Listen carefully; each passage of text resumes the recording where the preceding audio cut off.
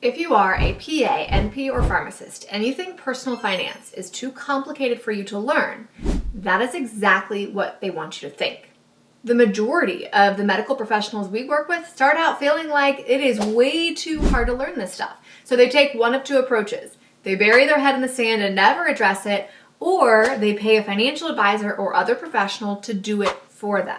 I'm going to show you how the decision to learn how to manage your money yourself can easily net you $1.5 million or more in this video. Now, I'm Kristen Burton, a critical care PA, and I went from $161,000 in student loan debt at graduation with no assets to a millionaire by 31 by learning how to invest in the stock bond market and real estate.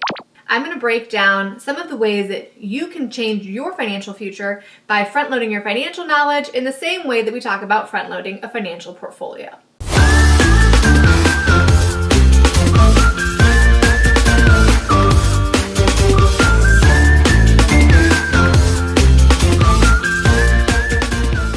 Here's the problem. You went through a lot of training and a lot of education to learn how to be a high-income clinician, right? Most people watching this video will earn at least 6 figures, which is incredible. However, along that way, you likely accrued some debt. For most of us, right? It's also 6 figures of student loan debt or more, and didn't learn a darn thing about money.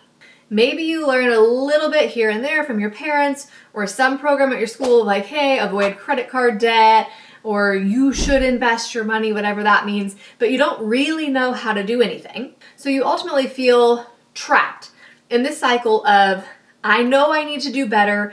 I know there's more stuff out there to do, but I don't know how to learn it. And so again, you take one of the two approaches. You either bury your head in the sand and go, ugh, this is a problem. It's not an urgent problem, even though it's important, and I'll deal with it later.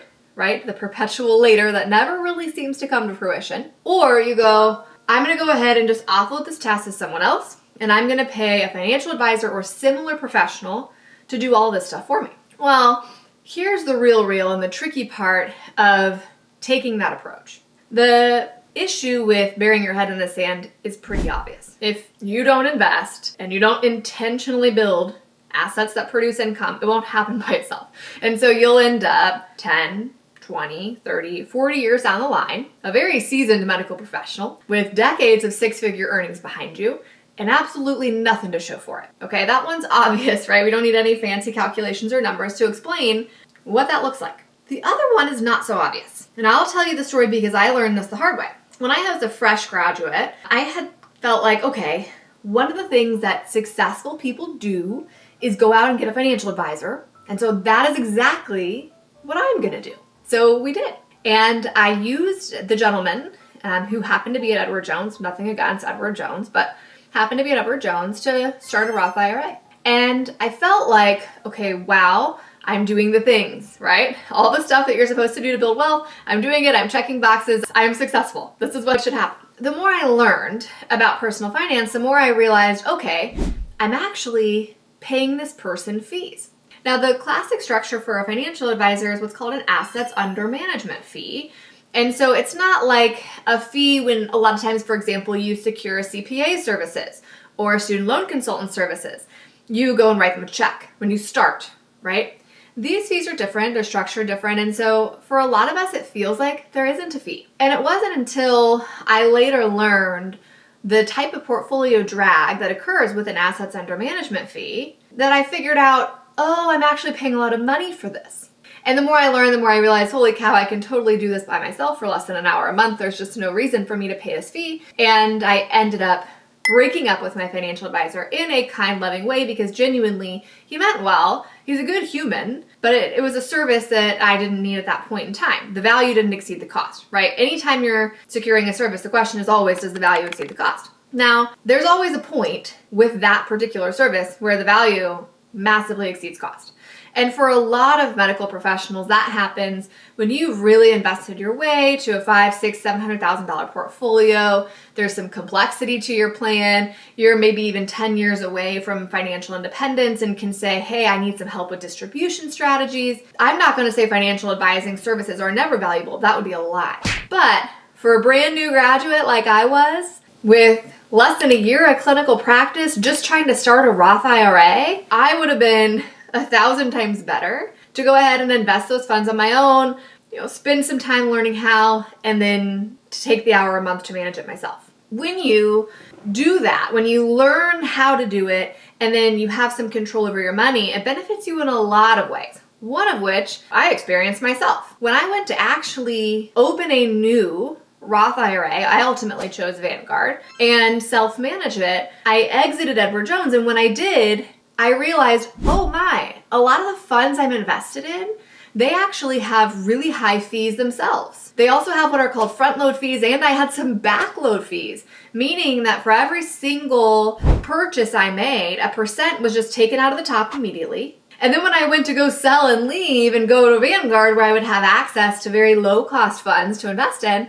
there was another fee on the back end. So I got hit with fees coming and going, and while the money was there, I was none the wiser. I had no idea. And it's because I didn't know what I didn't know, right? We say this all the time in medicine. You don't know what you don't know.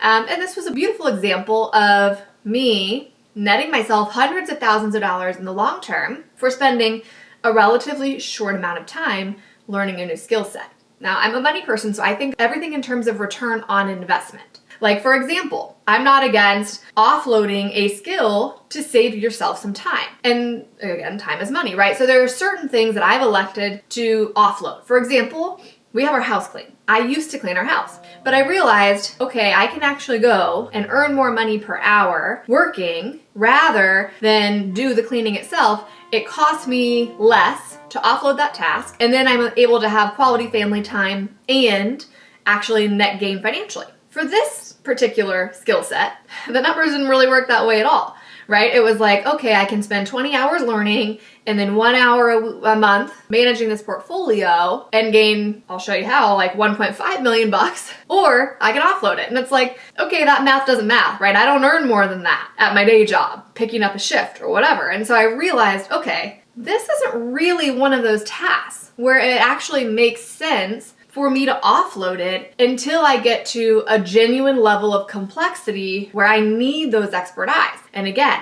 most new graduates, frankly, most people in their first 5 years of clinical practice are not there. You don't have the $500,000 portfolio. You haven't amassed the assets. And so the key is to actually employ every single dollar into your investment portfolio, minimize the fees, and get yourself to critical mass where you do have the wealth and you do warrant the conversation. Now, the other tricky thing is that, of course, not all financial advisors are made equal, right?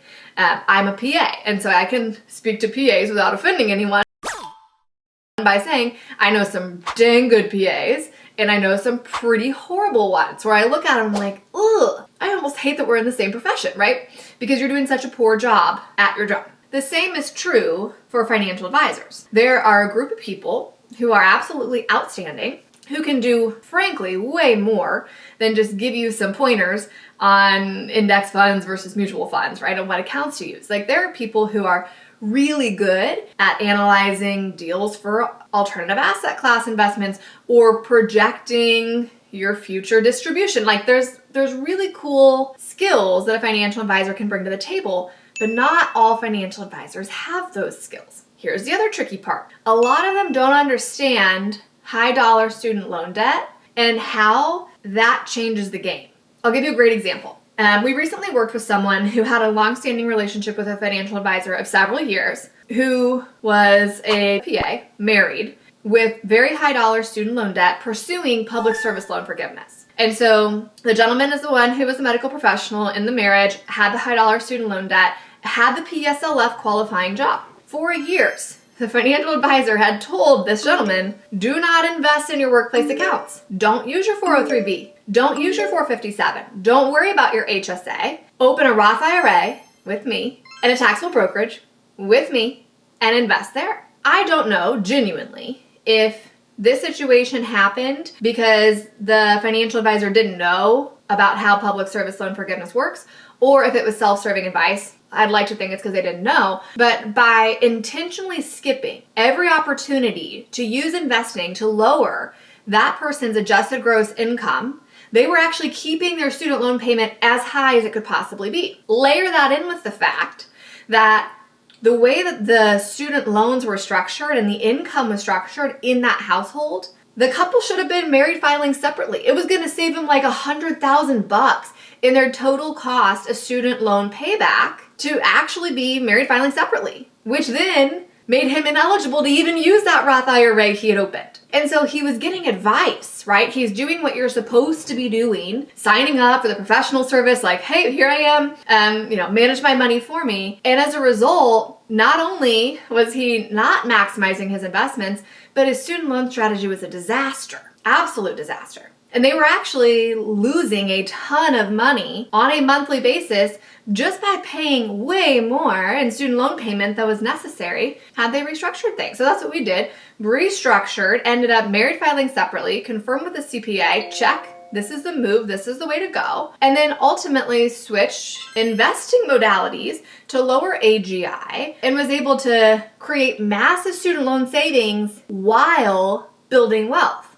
This is the tricky part about having something that exists in isolation, like going to that financial advisor and just say, hey, how do I invest? Without having deep conversations with them about student loan strategy on the back end. Not all financial advisors even understand student loan strategy. So now you're in a position where it's like, well, shoot, do I need to pay a student loan consultant and a CPA and a financial advisor? As a brand new grad, that's pretty darn hard to do. It's more valuable for you to learn some of this stuff so that you can get yourself going in the right direction and actually feel like you understand what you should be doing. The other benefit outside of the objective saving of fees is that you're less likely to be okey-doked, so to speak, if you know some stuff, right?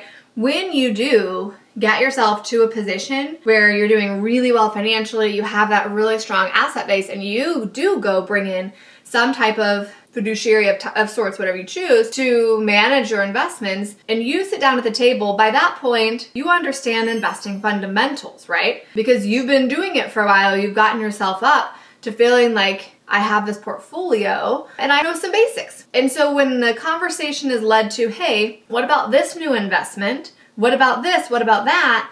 You can actually ask informed questions and you can arrive at a conclusion where not only do you go, yeah, that is a good idea, I agree with you, but also I understand why it's a good idea because I have some basic core fundamental knowledge. Now the conversation looks very different. And when someone says to you, hey, 27-year-old, brand new graduate with no dependents and no other assets, you need an IUL or a whole life policy, it's easy for you to avoid that conversation because you have a baseline knowledge of insurance and investing, but that's probably not a wise move for you in your specific financial circumstance.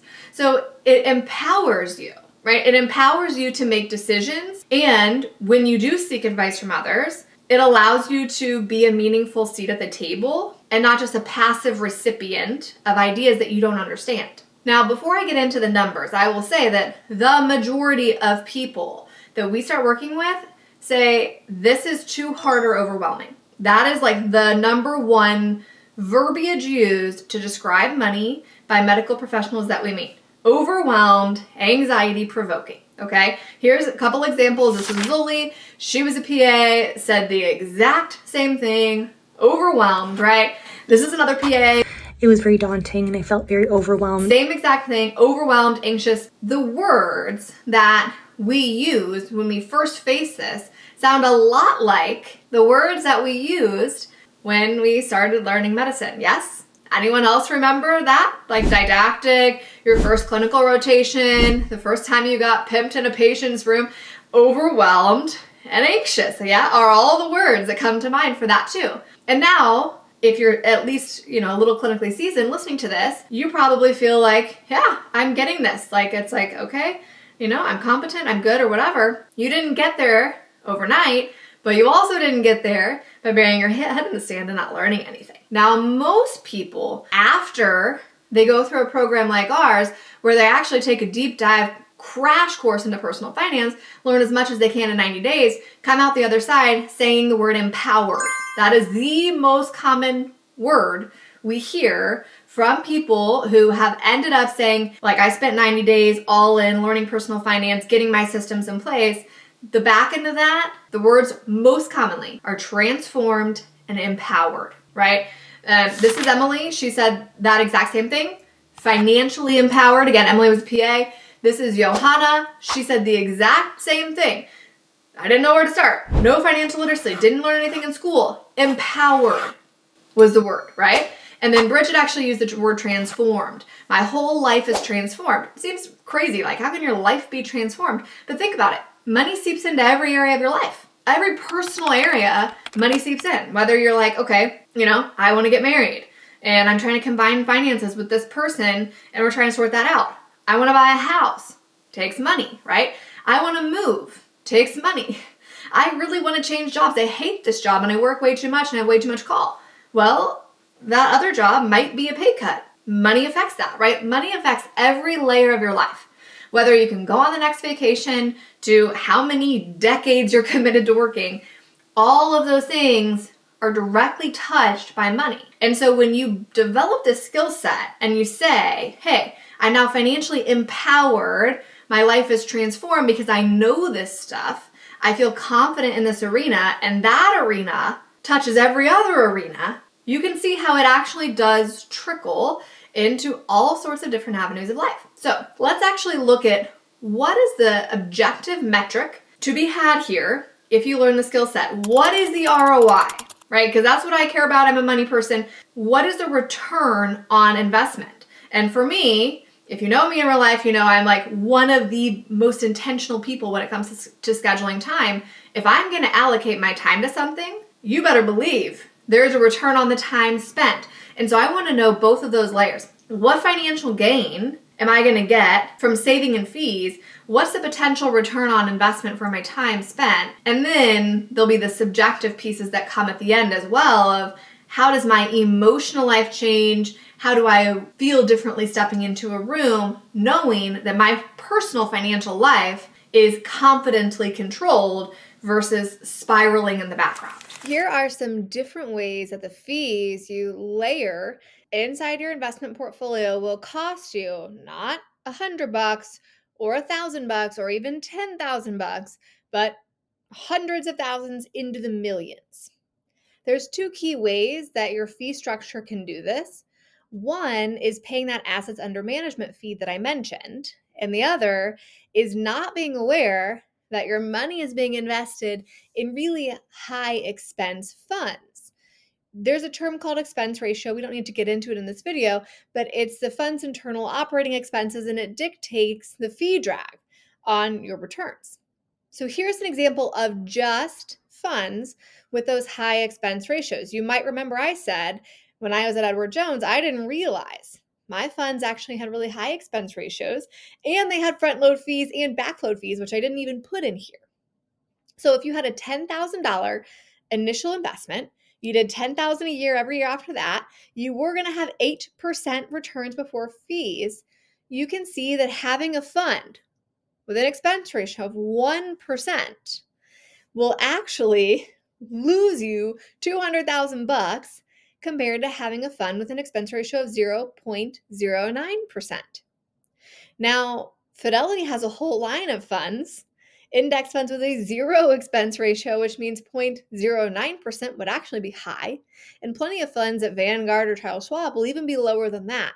But this is an example of a single decision to use an expensive actively managed mutual fund versus a low-cost index fund or ETF, and the cost to you at the end, right? So you spent a few minutes of time, learned about how to minimize your investing fees, and you save yourself $200,000. Okay, there's not a lot of things where the return on that time investment is that high. Now, what happens if you pay an assets under management fee? Well, of course, it depends on what your level of assets under management is, right? But here's a great example. This could be one of two things. This could be a single medical professional who's like, I'm getting after it. I'm front loading portfolio. I'm going to retire early or hit even coast fire early. So they're investing $40,000 per year. Or this could easily be a dual income household with two earning partners that are investing a total of, again, $40,000 per year. You do this over a 35-year time horizon, meaning you start this when you're 30. You earn 8% average annual returns in the stock market. And then you layer in a 1% assets under management fee. The total cost is about $1.5 million, right? That's a lot of money. That's a lot of money, $1.5 million. I can think of a lot better things to do with $1.5 million, like spoil my kids or grandkids, give to charity, travel more, etc., rather than losing that in fees. Now, while you may add in that assets under management fee later down the line, as your complexity builds, you have that 7-figure portfolio, you've done really well for yourself, you might pay some of this, but you wouldn't pay all of it, right? So again, there's not many skills where you can learn how to do something, automate most of it, keep your time output minimal, and net yourself over $1 million, right? Even medicine didn't do that for you, and you spent a lot more time and a lot more money learning how to do it. But what I see most often is it actually gets combined. And so this is an example. The background assumptions are actually investing a little bit less, only $20,000 per year starting at 30 rather than that 40,000 we saw in the last slide. And you can see that the comparison between left-hand column, you self-managing your portfolio of low-cost index funds and ETFs, very mindful of fees, compared to you paying a financial advisor, paying a 1% assets under management fee, and them selecting expensive actively managed mutual funds, which is what happened to me. The difference at the end is over $1 million. So again, yet another example of how this choice is not a $100 choice, not a $500 choice, it's a $1 million choice. And I have to point out, don't let people fool you, right? We have this sort of financial thought that you get what you pay for. And so if you buy a more expensive actively managed mutual fund, it's going to be better than a lower cost index fund or ETF. Like, oh, am I getting the cheaper version? Well, there's something really cool that comes out called the SPIVA report that actually compares the performance of these actively managed mutual funds compared to index funds over time to see, do they actually perform better? You're paying more, right? So it should actually perform so much better that it overcomes its fees and still does better than the index. And the data doesn't support it. When you increase the time horizon and say, okay, over 15 years, over 20 years, over 30 years, the vast majority, in this case, 70% of those actively managed funds actually underperform their indexes on an after fee, after tax basis. And so when you look at that, you go, wait a minute, you're telling me I can save money in fees, statistically do better in the long term, and do it all for probably an hour a month? Yeah, that's what I'm telling you. To say that my investing system even takes me an hour a month is a vast overstatement. The only way I can even justify close to an hour a month is if I'm including all the investing we do for kids as well. But for us in particular, almost everything is implemented, automated purchase orders, and it is all less than an hour a month. So again, huge return on the time spent to learn this stuff if you're willing to actually figure out some of this personal finance stuff for yourself.